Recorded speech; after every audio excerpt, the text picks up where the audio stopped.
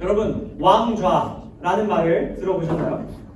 여러분, 왕좌라는 것은 왕이 앉는 의자 혹은 왕의 지위를 가리킬 때 사용하는 말입니다. 여러분, 왕의 다스림을 받는 사람, 다시 말해 왕좌에 그 왕을 앉힌 사람들은 그 왕의 다스림을 받습니다. 이 백성들은 왕의 명령에 복종해야 하고 그 왕의 뜻대로 살아야 합니다. 훌륭한 왕이 왕좌에 앉게 되면 그 왕을 앉힌 사람들은 행복한 삶을 살아갈 수 있습니다. 반대로 이상한 왕을 왕좌에 앉힌 백성들은 이 이상한 왕으로 인해서 고통을 받게 됩니다. 그러면 오늘 우리가 함께 살펴볼 성경의 이야기 속에도 바로 이 왕을 자리에 앉히는 것에 관련된 이야기가 등장하고 있습니다. 그럼 오늘 우리가 함께 읽은 성경 사무엘상은 지난 시간 사사기를 이어서 나오는 말씀입니다. 여러분, 지난 시간까지 우리는 이스라엘 백성들을 다스리기 위해 하나님께서 시기마다 보내신 사사, 재판관이라는 사람이 있다는 것을 들었습니다. 여러분, 이 12명의 사사 중에 오늘 성경에는 마지막 사사로 알려진 한 사람이 등장합니다. 그의 이름은 바로 사무엘입니다. 여러분, 이 사무엘이라는 사람은 당시 이스라엘 백성을 다스리는 사사 중에 마지막 사사였습니다. 그의 나이가 오늘 본문에 기록된 시기로 약 52세였다고 합니다. 여러분, 52세면 여러분들의 부모님 그쯤 되지 않나 싶어요. 50 아닌가요? 52세? 대충 그 정도 된다고 치고, 자, 52세쯤 되는데 여러분, 52세가 많은 나이예요, 적은 나이예요? 자유롭게 대답해주세요. 여러분들의 기준으로 많으면 많다고 할 수도 있고 그렇게 많지 않다고 생각하는 사람들도 있을 거예요. 그러면 당시 성경 속에는, 당시 이 시대 속에는 52세라고 하면 굉장히 나이가 많은 축에 속했습니다. 노인이라고 불릴 만한 나이가 바로 이 52세라는 나이입니다. 여러분, 이 사무엘이라는 사람은 52세에 굉장히 지긋한 어른이었습니다. 나이가 굉장히 많았고 그의 수하에는 2명의 아들도 있었습니다. 그리고 이 사무엘은 많은 백성들의 존경을 받던 사사입니다. 하나님의 법으로 사람들을 잘 다스리고 통치했기 때문입니다. 그렇게 평생 하나님께 쓰임받았던 사무엘이 나이가 들었을 때 오늘 성경의 시점에 이스라엘 백성의 장로라는 사람들이 그를 찾아옵니다. 오늘 말씀 4절인데 우리 함께 읽어보도록 하겠습니다. 함께 한 목소리로 읽겠습니다. 시작! 이스라엘 모든 장로가 모여 라마에 있는 사무엘에게 나아가서. 여러분, 이 사무엘이라는 아저씨, 노인이 살고 있던 지역은 라마라는 동네인데 이 동네까지 친히 이스라엘 백성의 장로라는 사람들이 행차했습니다. 여러분, 이 이스라엘의 장로가 어떤 사람들이냐면요, 이스라엘 백성들의 대표입니다. 이스라엘 백성들 중에서도 그들을 대표하는 사람들이 바로 이 장로입니다. 여러분, 이 장로들은 이스라엘 백성들의 대표로서 오늘 이 사무엘이라는 지도자를 찾아옵니다. 왜 그를 찾아왔을까요? 이 장로들이 사무엘을 찾아온 이유를 오늘 말씀 5절이 우리에게 소개해주고 있습니다. 5절 말씀 제가 여러분에게 읽어드립니다. 잘 들어보시기 바라요. 그에게 이르되 보소서, 당신은 늙고 당신의 아들들은 당신의 행위를 따르지 아니하니 모든 나라와 같이 우리에게 왕을 세워 우리를 다스리게 하소서 한지라. 여러분, 이건 폭탄 발언입니다. 이게 왜 폭탄 발언이냐면 이런 거예요. 한마디로 이야기해서 이제 당신의 다스림을 받지 않겠습니다. 이렇게 이야기하고 있는 거기 때문입니다. 그럼 평생 이스라엘 백성들을 다스려온 사무엘입니다. 그리고 그의 자식들도 그 아버지를 이어 이스라엘 백성들을 다스리는 사사의 일을 돕고 있었습니다. 그런데 이렇게 이야기하는 거예요. 장로들이 와서 당신 우리를 위해서 평생 하나님의 말씀을 가르치고 다스린 것은 알겠는데 이제 당신 나이가 너무 많습니다. 당신 눈이 흐려졌고 더 이상 당신은 분간할 힘이 없습니다. 우리가 당신의 지도를 따르지 않기를 원합니다. 뿐만 아니라 당신의 두 자녀, 당신의 자녀 농사, 자식 농사 어떻게 됐습니까? 당신의 두 자녀가 소문으로 듣자하니 엉망으로 산다고 이야기합니다. 그러니까 우리는 더 이상 당신과 당신의 두 아들의 지도를 따르지 않겠습니다. 그러니 우리에게 왕을 세워 주십시오. 여러분, 이렇게 말하는 겁니다. 그러면 돌려 말해서 이 사사에게 더 이상 당신이 우리 앞에 있지 않았으면 좋겠습니다. 이렇게 말하고 있는 거예요. 여러분, 사무엘 입장에서 이 이야기를 들었을 때 어떤 기분이 들었을까요? 아마 엄청난 배신감을 느꼈을 겁니다. 아마 그를 위해, 사람들을 위해서 평생을 하나님의 말씀을 가르쳤던 사람인데 더 이상 당신의 지도력을 믿지 못하겠으니 당신은 떠나라. 이렇게 말하는 것이기 때문입니다. 그리고 이 이스라엘 백성들은 이렇게 이야기합니다. 우리도 다른 나라와 같이 왕이 필요하다. 여러분, 이스라엘 백성들은 유일하게 왕이 없던 나라였어요. 왜 왕이 필요 없을까요? 바로 이 사사가, 하나님의 대리인인 사사가 이스라엘 백성들을 통치하고 있었기 때문입니다. 그런데 이 장로들이 와서 말하는 거예요. 우리가 다른 나라들의 소문을 쭉 들어보니까 다른 나라들은 왕이 있더라. 멋진 왕이 있어서 그 왕이 나라를 잘 다스리더라. 우리도 그러한 왕이 필요하다. 이렇게 이야기하고 있는 겁니다. 여러분, 이 사무엘이 이 이야기를 듣고 고심하다가 오늘 말씀 6절에 나온 것 같이 행동합니다. 제가 여러분에게 읽어드립니다. 우리에게 왕을 주어 우리를 다스리게 하라 했을 때 사무엘이 그것을 기뻐하지 아니하여 여호와께 기도하며. 여러분, 기뻐하지 아니하며 이렇게 나와요. 기뻐하지 아니한다. 그냥 쓱 지나갈 수 있는 문장인데 사실 이 문장의 자세한 뜻을 알려면 이제 성경 원어를 봐야 돼요. 원어를 보면 이런 의미가 담겨 있어요. 사무엘이 분노가 끌어올라서 몸이 떨리기 시작했다. 이런 의미를 담고 있는 표현입니다. 여러분, 사무엘은 그 마음 깊숙한 데서 분노가 끌어올랐어. 하나님께서 이 사사를 통해서 다스리는 것을 거부하는 이스라엘 백성들에 대한 분노가 끌어올랐습니다. 더불어 자신을 무시하고 자신이 나이가 들었다고 자신을 내쫓는 이 이스라엘 백성들의 모습에 분노했던 겁니다.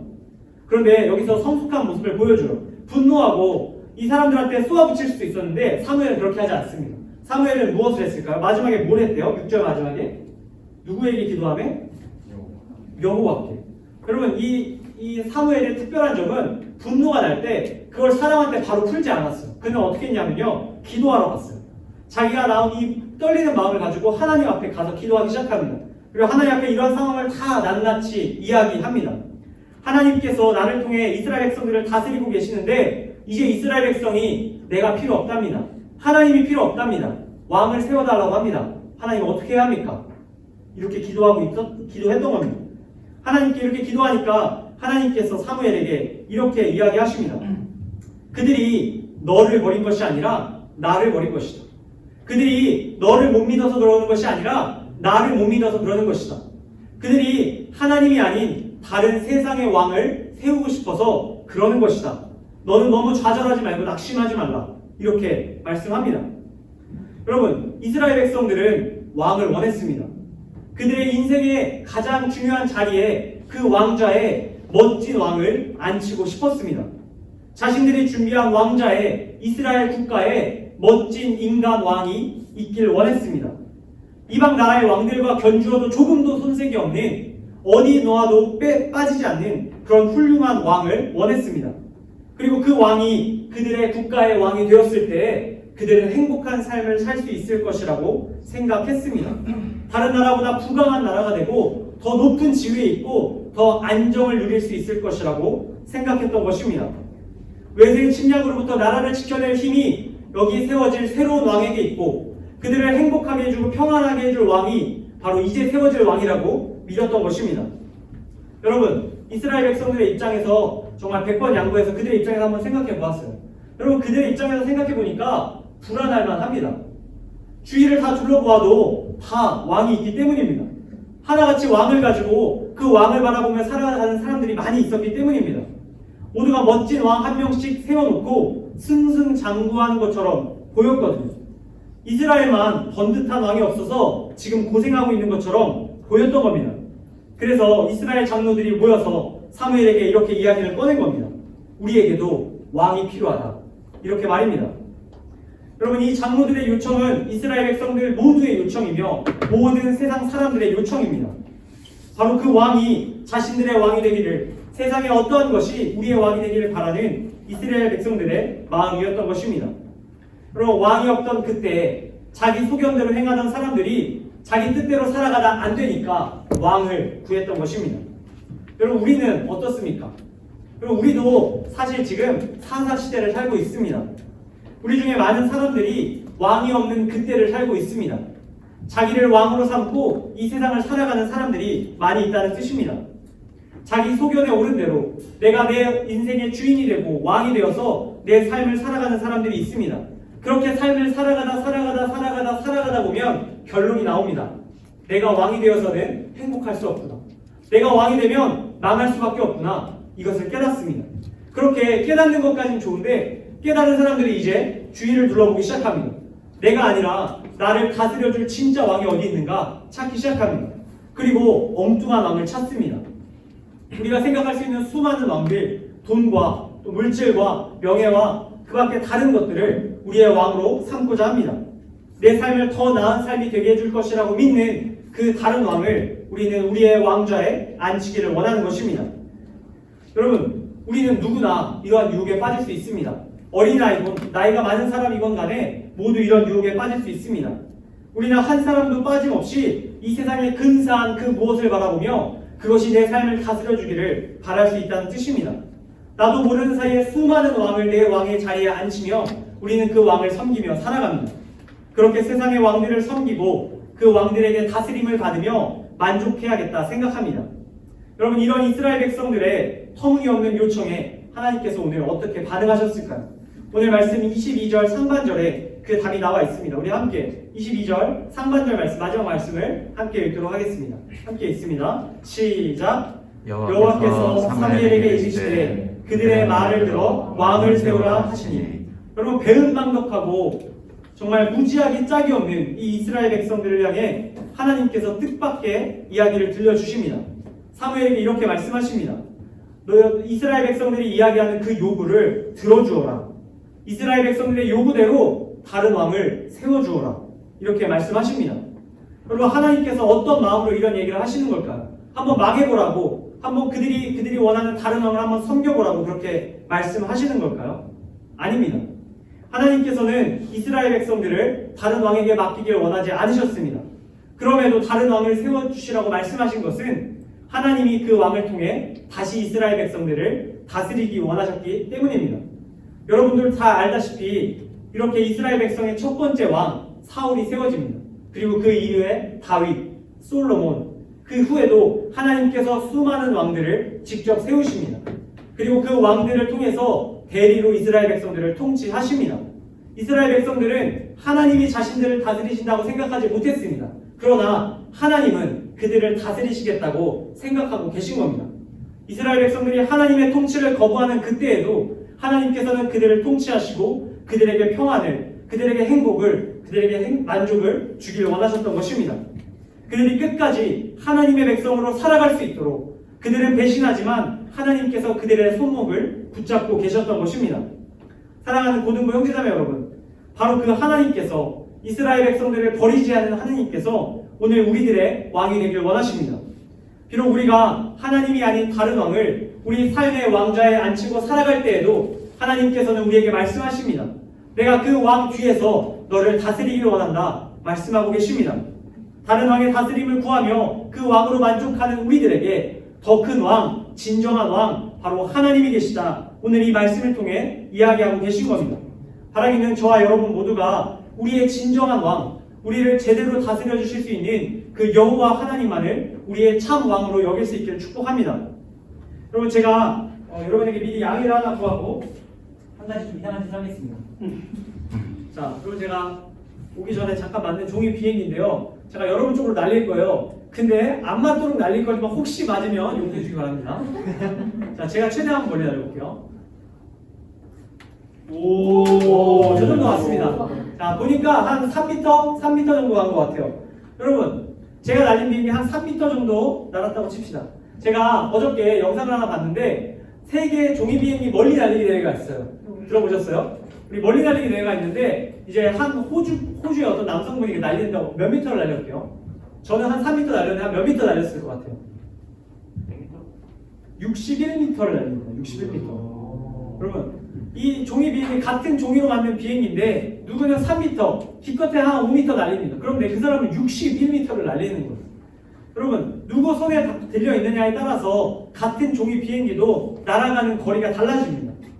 여러분, 우리가 세상의 다른 왕을 섬기면 우리는 3m까지밖에 가지 못합니다. 그런데 여호와 하나님이 우리의 왕이심을 알고 그분을 섬기며 우리가 그분 손에 붙들려 있을 때 우리는 60m를 넘어 6km도 날아갈 수 있습니다. 하나님께서 우리의 왕이 되실 때 우리는 무한히 날아갈 수 있습니다. 오직 하나님만이 우리의 왕이 되시기를 축복합니다. 하나님만을 우리의 왕좌에 앉힐 수 있기를 바랍니다. 그럼 우리가 어떻게 하나님을 우리의 왕좌에 앉힐 수 있을까요? 지금 내 안에 자리하고 있는 다른 왕을 찾는 것부터 시작입니다. 내 안에 내 왕좌에 앉아있는 다른 왕을 찾아야 합니다. 그리고 그 왕좌에 앉아있는 그것들을 예수님의 이름으로 쫓아낼 수 있어야 합니다. 내가 하나님보다 더 섬기고 더 의지하고 더 신뢰하는 그 다른 왕을 쫓아낼 수 있어야 합니다. 하나님께서 우리에게 그것을 요청하고 계십니다. 사랑하는 고등부 형제자매 여러분, 이제 말씀을 맺습니다. 제가 끝으로 짧은 이야기 한 가지 드리고 말씀을 맺는데, 참 인상 깊은 한 왕이 있어서 여러분들에게 그 이야기를 들려드리려고 합니다. 잘 알고 있는 왕일 텐데 세종대왕입니다. 우리나라 역사 이래로 우리나라 사람들이 가장 존경하는 왕이 이 세종대왕이라고 합니다. 아마 백성들을 위해서 한글을 창제했기 때문일 거라고 생각하는데, 세종대왕이 한글을 창제하는 목적을 다음과 같이 말합니다. 여러분들 잘 아실 거예요. 들어보시기 바래요. 우리나라의 말이 중국과 달라 한자와 서로 통하지 아니하므로 어리석은 백성들이 말하고자 하는 바가 있어도 끝내 제 뜻을 펴지 못하는 사람이 많다. 내가 이를 가엾게 여겨 새로 28글자를 만드니 사람마다 하여금 쉽게 익혀 날마다 쓰매 편하게 하고자 할 따름이다. 여러분, 세종대왕이 한글을 창제하는 것을 소재로 한 영화가 있습니다. 그 영화에서 신하가 세종대왕에게 이렇게 묻습니다. 왜 굳이 문자를 만들려고 하십니까? 이렇게 말합니다. 그때 세종대왕이 다음과 같이 한마디를 하는데, 물론 이제 영화에서 나오는 대사지만 저에게 굉장히 인상 깊어서 여러분들에게 말씀드립니다. 이렇게 세종대왕이 답을 합니다. 세상의 모든 지식을 백성들에게 나눠주고 싶다. 얼마 남지 않은 내 목숨 새 문자와 바꾸려 한다. 이런 이야기를 합니다. 여러분, 물론 영화의 대사지만 백성들을 잘 다스리고 그들이 앞으로 더 행복한 삶을 살아가길 바랬던 이 세종대왕의 마음이 잘 담긴 대사라고 생각합니다. 여러분, 하나님은 우리에게 바로 이런 분이십니다. 하나님은 우리를 다스리시고 우리를 고통 주기를 원하시는 분이 아니라, 우리에게 섬김받기만을 바라시는 분이 아니라 우리를 이롭게 하고 우리를 행복하게 하길 원하시는 분이십니다. 우리가 앞으로 더 뜻을 펼치며 하나님의 사랑으로 이 세상에서 기쁨을 누리길 원하시는 분이 바로 우리의 왕 되신 하나님이십니다. 저와 여러분 모두가 우리를 이롭게 하시는 이 여호와 하나님을 우리의 진정한 왕으로 모실 수 있기를 축복합니다. 우리 시간 함께 잠시 기도하는 시간 갖도록 하겠습니다. 우리 나린이가 반주 좀 해주시면 우리 들은 말씀 기억하며 한 가지 좀 기도하며 나아갔으면 좋겠습니다. 그럼 오늘 우리가 사무엘상 말씀을 통해서 왕이 없던 그때 자기 소견에 옳은 대로 살아가던 이스라엘 백성들이 결국 자기의 삶에 어려움이 찾아오자 하나님이 아닌 다른 왕을 세워달라고 요청하는 것을 보았습니다. 여러분, 우리도 이 세상을 살아갈 때 이와 같습니다. 하나님이 아닌 세상의 다른 어떠한 것이 아닌 자기 소견에 옳은 대로 살아가다가 우리의 삶의 한계를 느껴 우리가 다른 왕을 찾을 때가 있습니다. 그런데 중요한 것은 우리가 하나님이 아닌 엉뚱한 왕을 찾는다는 사실입니다. 하나님이 아닌 다른 것이 우리의 주인이 되도록 우리의 삶의 왕좌를 그것에게 넘겨준다는 사실입니다. 하나님께서는 이 시간 우리가 결단하길 원하십니다. 우리 안에 자리한 우리의 삶의 왕좌에 앉아있는 세상의 다른 어떠한 왕이 아니라 오직 여호와 하나님, 우리를 온전히 이롭게 하실 수 있는 그 하나님을 우리의 삶의 자리에 그 왕좌에 앉히라고 하나님께서 말씀하고 계십니다. 우리 함께 시간 우리 결단하며 기도하기 원합니다. 하나님 아버지, 내 안에 있는 내 삶의 왕좌에 앉아있는 다른 우상을 내 안에서 떠나가게 하여 주시옵소서. 그것들에게 소망을 두고 살지 않게 하시고 오직 우리를 온전케 하시고 참된 기쁨과 만족을 허락하시는 그 여호와 하나님을 우리의 삶의 왕좌에 앉힐 수 있게 하여 주시옵소서. 우리 함께 이 기도의 제목으로 우리 각자 목소리로 하나님 앞에 기도하며 나아가도록 하겠습니다. 우리 함께 기도하겠습니다. 하나님 아버지, 우리 시간 함께 기도하며 나아갑니다. 하나님, 내 삶 가운데 하나님이 아닌 이 세상에 다른 왕이 세워져 있을 때가 있었음을 고백하며 나아갑니다. 하나님, 날마다 내 삶의 주인의 자리에 하나님이 아닌 다른 매력적인 우상들이 세워짐을 고백합니다.